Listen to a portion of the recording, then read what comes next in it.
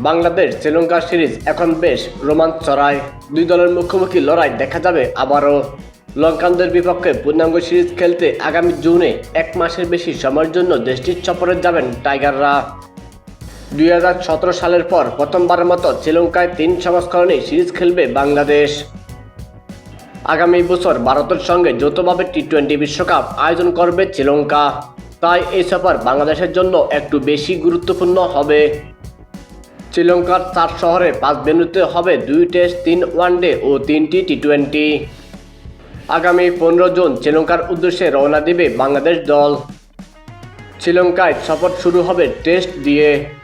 17 June গল আন্তর্জাতিক cricket স্টেডিয়ামে শুরু হবে প্রথম টেস্ট। 25 জুন দ্বিতীয় টেস্ট শুরু হবে কলম্বোর সিংহলীজ স্পোর্টস ক্লাব মাঠে। আইসিসি বিশ্ব টেস্ট চ্যাম্পিয়নশিপের এবারের চক্রে বাংলাদেশের যাত্রা শুরু হবে এই সিরিজ দিয়েই।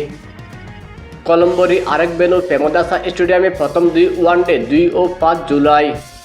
ক্যান্ডির পাল্লাকালে আন্তর্জাতিক স্টেডিয়ামে শেষ ওয়ানডে 8 জুলাই।